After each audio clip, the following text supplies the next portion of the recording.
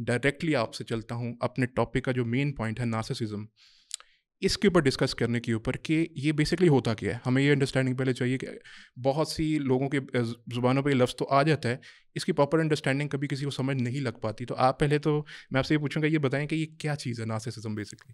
Narcissism دیکھیں، جیسے آپ ڈاکٹر ہیں سو میں آپ کی ٹرمینالوجی میں بات کروں گی. جیسے کسی بھی انسان کو رنی نوز ہے، ٹھیک ہے، کچھ سمٹمز ہوتی ہیں، ٹھیک ہے، اور اس کی بیسس پہ آپ ڈائگنوز کرتے ہیں کہ اس انسان کو جو ہے وہ فلو ہے، اس کو انفلوئنزا ہے، اب اس کو نمونیا ہو گیا ہے، اب اس کو ڈائریا ہے.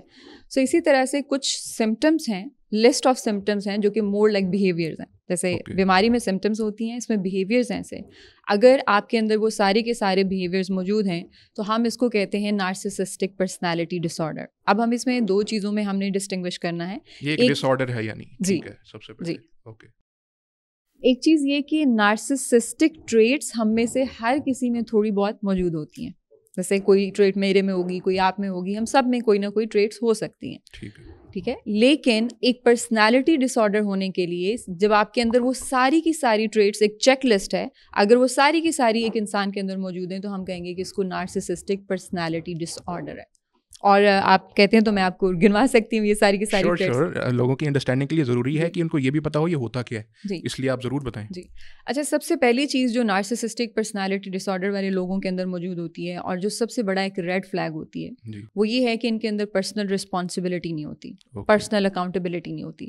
لائک آپ ایسے لوگوں کے ساتھ ڈیل کر رہے ہیں، کوئی بھی انٹریکشن میں آپ کی کوئی پرابلم ہو گیا ہے، لائک لیٹس سے زیادہ تر نارسسسٹک پرسنالٹی ڈس آرڈر والے جو لوگ ہیں، جو ان کی کلوز سرکل میں لوگ ہوتے ہیں، وہ ان کو ان کی نیگیٹو چیزوں کے ساتھ ڈیل کرنا پڑتا ہے. لیٹس سے کہ اگر آپ کا پارٹنر یا آپ کا باس نارسسسٹک ہے، ٹھیک ہے، اس میں کوئی مسئلہ ہو گیا، آپ کی اس میں آپ کے لائک جہاں پہ آپ کام کر رہے ہیں یا آپ کے گھر میں کوئی مسئلہ ہو گیا، ہر چیز کے ذمہ دار آپ ہیں. وہ انسان کبھی بھی اپنی کسی بھی ایکشن کے لیے ذمہ داری نہیں لے گا. لیٹس سے اگر اس نے آپ کے منہ پہ تھپڑ مار دیا ہے، اس نے آپ پہ چیخا ہے، اس نے چلایا ہے، کچھ بھی نیگیٹو بیہیویئر بھی شو کیا ہے، وہ یا تو اس نے آپ کی وجہ سے کیا ہے، یا وہ آپ کے بھلے کے لیے کیا ہے، یا وہ آپ کی وجہ سے کیا ہے. لائک یہ کہ اس میں اس کی کوئی رسپانسبلٹی نہیں ہوگی.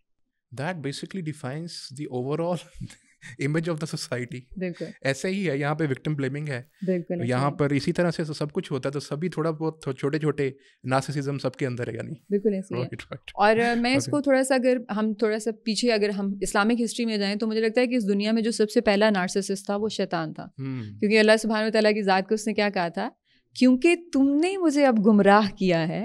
یعنی اس نے ایک پرسنل رسپانسبلٹی لینے کی بجائے کہ اللہ سبحانہ و تعالیٰ کی ذات نے اس کو ایک حکم دیا انسان کو سجدہ کرنے کا، اور اس نے اس پہ انکار کیا. اس نے کہا I am superior than human being, so میں اس کو سجدہ کیوں کروں. اور پھر جب اللہ تعالیٰ نے اس کو کہا کہ like now you are doomed, اس پہ اس نے کہا کیونکہ تم نے مجھے گمراہ کیا. Instead of taking that ownership, this is something which we know from Quran کہ ان الفاظ میں کہا گیا ہے کہ اس نے اپنی رسپانسبلٹی نہیں لی، بلکہ اس نے کہا کہ کیونکہ آپ نے مجھے گمراہ کیا ہے، so now I am going. So we can say it's a shaitani trait. Exactly. Okay.